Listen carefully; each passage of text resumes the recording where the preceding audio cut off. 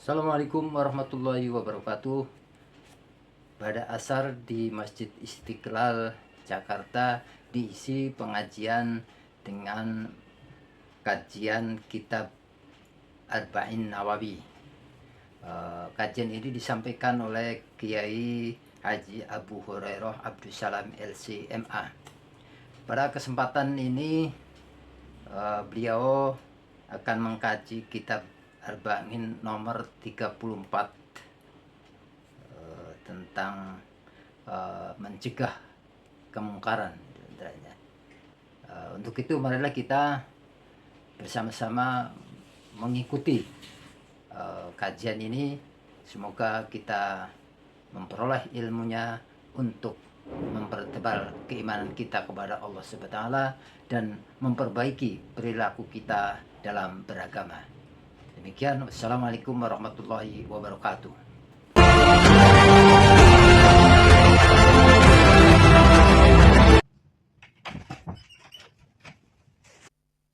Assalamualaikum warahmatullahi wabarakatuh. Bismillahirrahmanirrahim. Alhamdulillahi rabbil alamin.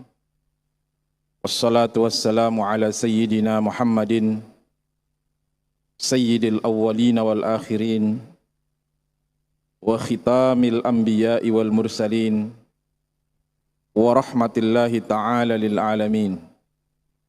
Allahumma akhrijna min zulumatil wahmi wal jahli ila anwaril ma'rifati wal ilmi waj'alana mimma yastami'una al-qawla fayattabi'una ahsanah. Allahumma salli wa sallim wa barik ala sayyidina Muhammad wa ala alihi wa ashabihi at-tayyibin at-tahirin, amma ba'd. Yang sama-sama kita hormati dan kita muliakan orang tua dan guru kita, Imam Besar Masjid Istiqlal, Bapak Profesor Dr. Kiai Haji Nasaruddin Umar, Matta'anallah bituli hayati. Yang saya hormati Imam dan Muadzin Masjid Istiqlal yang bertugas pada hari ini, Al-Ustadz Ahmad Mudzakkir dan Al-Ustadz Qadar Asmadi Rashid, serta Bapak dan Ibu Jamaah Masjid Istiqlal. Bapak Ibu Jamaah Masjid Istiqlal yang dimuliakan Allah, kita kembali membahas kitab Al-Arba'in An-Nawawiyah dan kita masih pada hadis yang ke-34. Al-Hadis As-Salis Ar-Rabi' Wassalasun. Hadis yang ke-34 yang diberi judul oleh Imam An-Nawawi, Izalatul Munkar Faridatun Islamiyah. Izalatul Munkar Faridatun Islamiyah. Kalau diterjemahkan ke dalam bahasa Indonesia, kira-kira maksudnya adalah menolak, mengubah, mencegah. Izalah ya. Kemungkaran adalah merupakan bagian kewajiban dalam syariat agama Islam atau dalam agama Islam. Jadi mencegah kemungkaran itu merupakan kewajiban dalam agama Islam. Azalah ya. Izalah itu diambil dalam bahasa Arab dari kata azala yuzilu, yakni naqlu syai' mim makanih au adhaba atharuhu.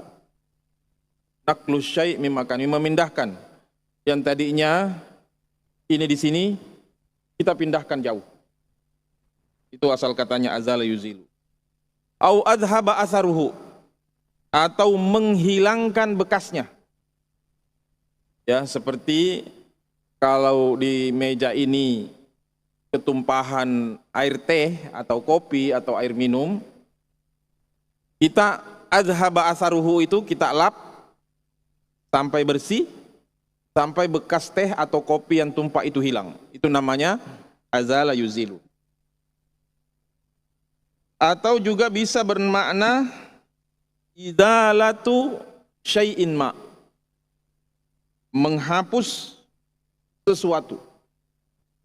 Papan tulis, kita menulis pakai spidol, kemudian dihapus. Itu namanya izalatu syai'in ma. Awit takhallus minhu, atau menyingkirkan, disingkirkan. Ya, yang ada di meja ini diambil terus disingkirkan. Au mahhuhu, atau dihilangkan. Ya. Seperti kalau kita berkata, masalan naqul azala al-gubaru anil kitab. Azala al-gubaru anil kitab. Ya, kalau ini buku, kitab, tolong duduk sana ya. Ya. Azala al-gubar anil kitab. Jadi gubar, debu itu dihilangkan dari kitab ini. Au mashul gubar, atau debu itu dibersihkan. Bisa juga au azala syukuk, atau menghilangkan keraguan. Keraguan itu tadinya kita ragu-ragu, terus keraguan itu kita hilangkan.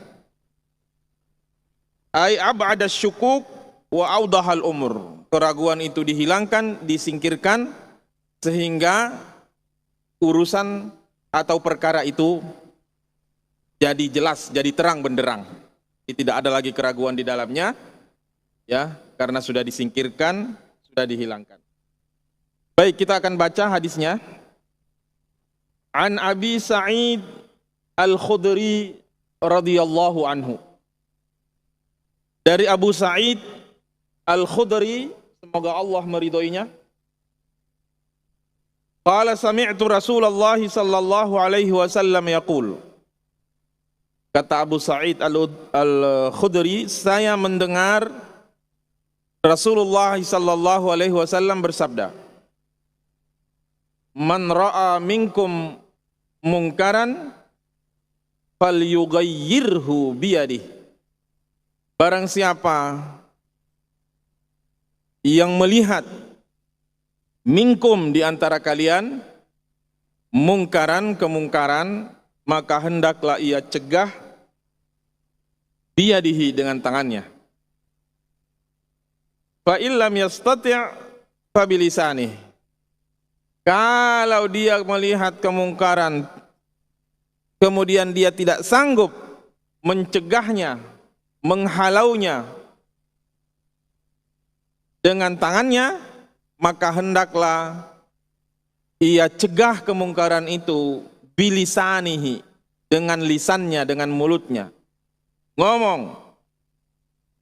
Fa illam yastati'. Kalau ternyata dengan lisan, dengan mulut juga dia tidak sanggup, mungkin kemungkaran itu dilakukan oleh orang terpandang, oleh penguasa, oleh raja, oleh menteri, fabi qalbih, maka cukup mencegahnya dengan hatinya.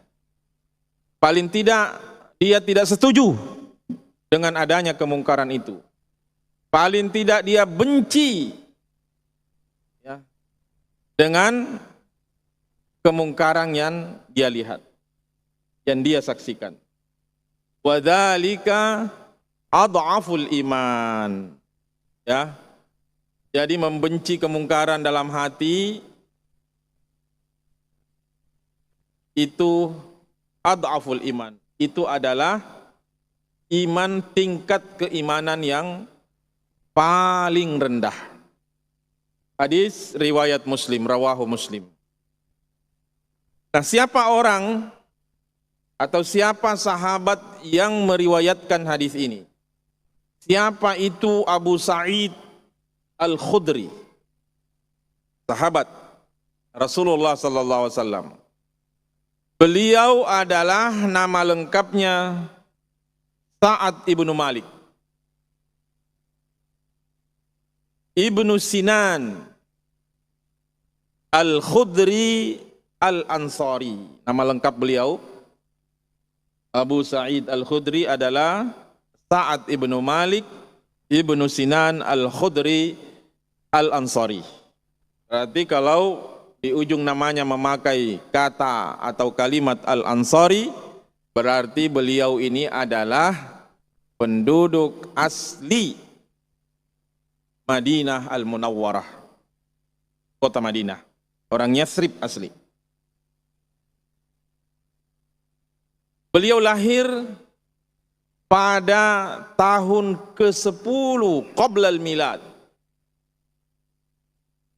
Artinya Abu Sa'id Al-Khudri atau Sa'ad ibnu Malik ibnu Sinan ini pada saat Rasulullah sampai ke Madinah dalam peristiwa hijrah, berarti usia beliau baru sekitar 10 atau 11 tahun. Masih sangat muda sekali.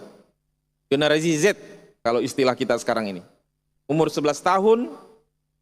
Nah, beliau berumur 11 tahun pada saat Nabi hijrah ke Madinah. Dan beliau wafat pada tahun 74 Hijrah.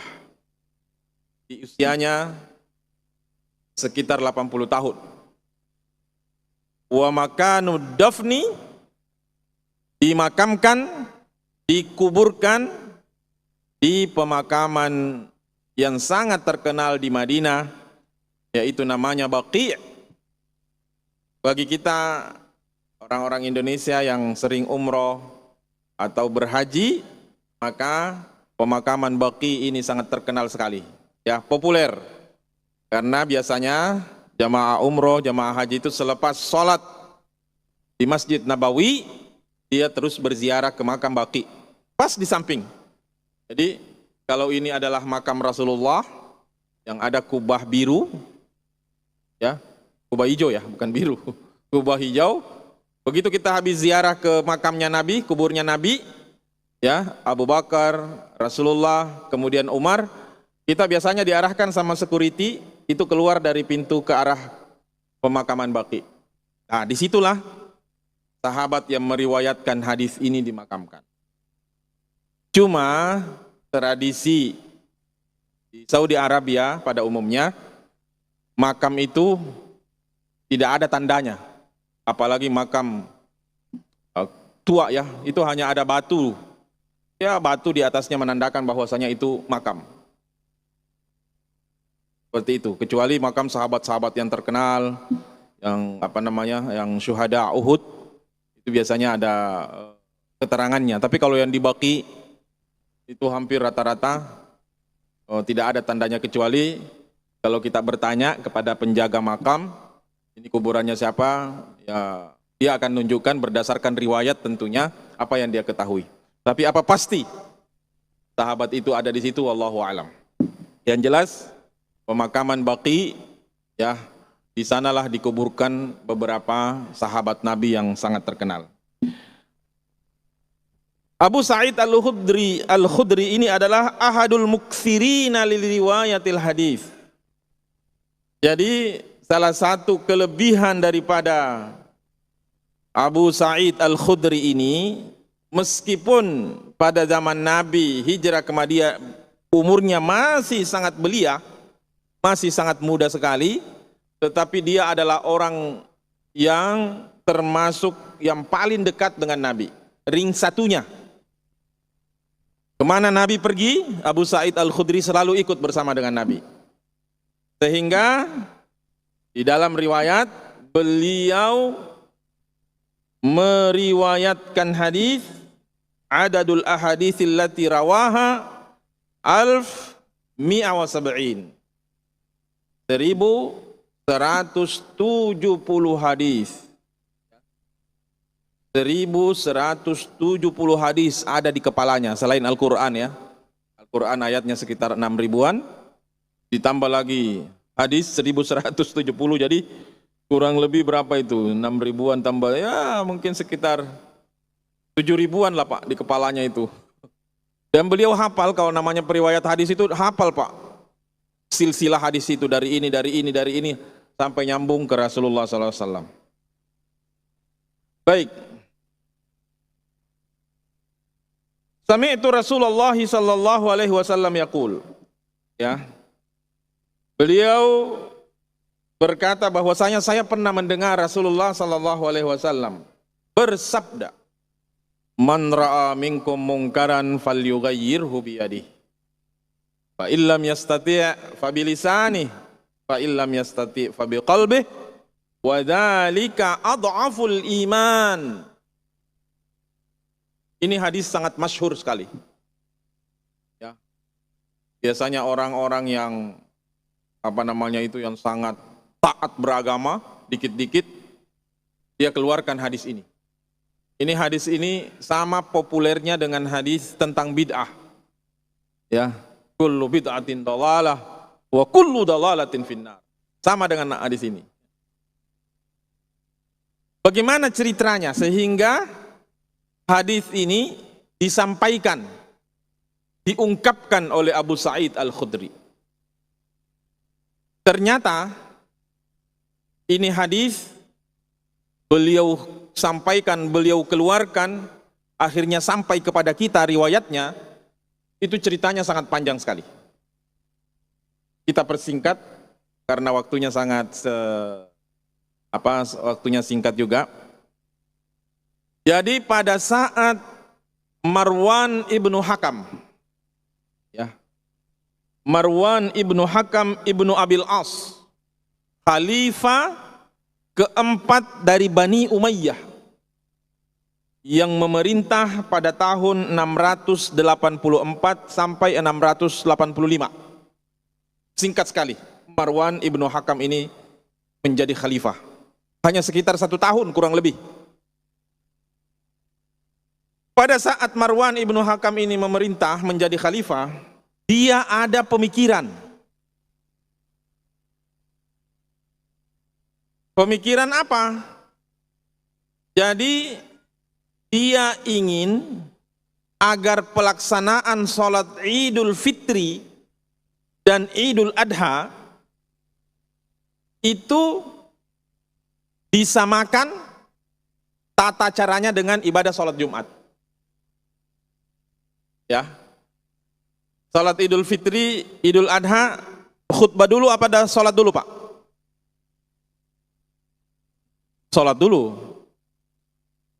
ya, baru khutbah kan? Kalau salat Jumat, khutbah dulu, baru salat. Nah, pada saat beliau menjadi khalifah yang keempat Bani Umayyah, pada saat itu kaum muslimin ada fenomena. Ya, ini bagus juga kalau jadi kajian penelitian ilmiah, ya, penelitian untuk mahasiswa S3. Jadi ada fenomena waktu itu pada saat Idul Fitri, Idul Adha, karena sholat dulu baru khutbah. Pada saat khutbah berlangsung, itu kaum muslimin, orang-orang pada waktu itu pada kabur Pak. Jadi khatib salat Id pada zamannya itu belum selesai, orang-orang udah pada kabur karena udah salat. Kata Marwan, wah, ini perlu dibetulkan, ini perlu dihindarkan, ini tujuannya bagus Pak. Bagaimana kalau dijadikan seperti salat Jumat? Jadi khutbah dulu baru salat, karena kan orang-orang gak bakalan kabur karena dia belum sholat. Kalau khutbah belum selesai, berarti kan dia belum sholat. Akhirnya terpaksa menunggu sampai selesai khutbah. Tentu tujuannya baik, meskipun tujuannya baik, tujuannya luhur, tapi ini kan masalah ibadah yang sudah ada ketentuannya. Dan salat Idul Fitri, Idul Adha, khutbah dulu baru sholat, itu tidak pernah diajarkan, dipraktekkan oleh Rasulullah Sallallahu Alaihi Wasallam. Makanya pada waktu itu diingatkan, ada seseorang yang mengingatkan Marwan ibnu Hakam ini dan menganggap pemikiran Marwan ibnu Hakam ini adalah sesuatu yang sudah melenceng dari ajaran syariat Islam. Sudah keluar dan dianggap itu sebagai sebuah kemungkaran. Makanya melihat fenomena seperti itu, Abu Sa'id Al-Khudri ini menyampaikan hadis yang kita kaji pada sore hari ini. Man ra'a minkum mungkaran falyughayyirhu biyadihi. Karena yang melakukan, yang punya ide ini kan khalifah Pak, kalau di sekarang mungkin kepala negara lah. Ya kita ini mau mencegah dengan tangan nggak mungkin. Ya. Kalau ada Bapak Presiden, seumpamanya Presiden Prabowo, Presiden terpilih sekarang melakukan kemungkaran, kita apa yang bisa kita lakukan? Ya paling demo. Biyadihi itu bukan di tangan kita. Paling kita omongin dengan lisan, bilisan. Atau paling enggak, karena kita mungkin ditakut-takutin kalau ngomong sembarangan, ditangkap dan lain-lain, paling dengan hati. Dan itu adalah selemah-lemahnya iman. Sama Pak, saya ingat persis dulu pada saat terjadi peristiwa runtuhnya terowongan Mina. Bukan runtuh ya. Apa itu namanya itu dulu tahun berapa saya lupa itu. Peristiwa Mina itu Pak, di mana jamaah banyak sekali yang meninggal. Ya. Jadi jamaah yang pulang melontar jamarot itu bertabrakan dengan yang mau pergi, karena kan terowongan Mina itu kan panjang Pak, mungkin sekitar 1 kilometer lebih ya, apa 2 kilometer saya lupa itu. Jadi yang habis melontar jamarot, melempar jumroh itu mau kembali ke kemahnya, sementara yang belum melempar ini masuk ke dalam terowongan, akhirnya tabrakan di dalam, kacau balau di dalam.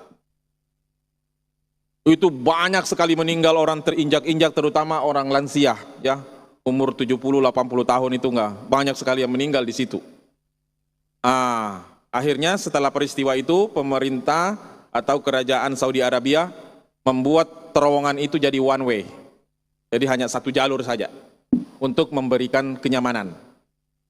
Nah, pada saat itu muncul pemikiran Pak, salah seorang pemikir lah mungkin atau gimana ya, ulama apa kiai, bagaimana seandainya pelaksanaan ibadah haji itu dilakukan berkali-kali dalam setahun.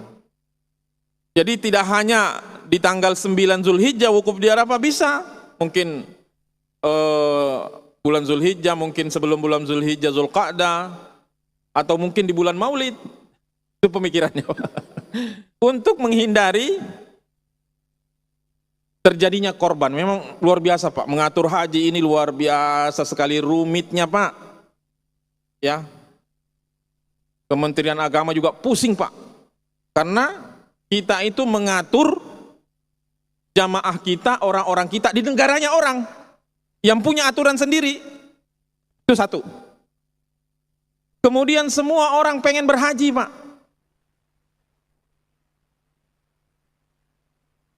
Akhirnya dibuka pendaftaran, apa itu namanya, nomor porsi ya. Setelah kita bayar 25 juta, kira-kira nunggu sampai berapa tahun bisa berangkat. Akhirnya orang buka semua nomor porsi. Nomor porsi dibuka-buka, akhirnya yang daftar tunggu itu puluhan juta orang. Di kampung kami di Sulawesi Selatan itu daftar tunggu itu bisa sampai 20 tahun Pak. Nggak tahu di Jakarta ya. Jakarta mungkin bisa 10 tahunan kali, 7 atau 10 tahun. Di daerah itu, terutama Sulawesi Selatan itu 20 tahun daftar tunggunya. Ini kayak mau dibuka peluang seperti ini, akhirnya orang yang benar-benar mampu ya, yang benar-benar punya uang, itu akhirnya kan terhalang untuk berangkat. Nah, itu satu sisi perlu dipikirkan juga oleh pemerintah, bagaimana jalan keluarnya itu.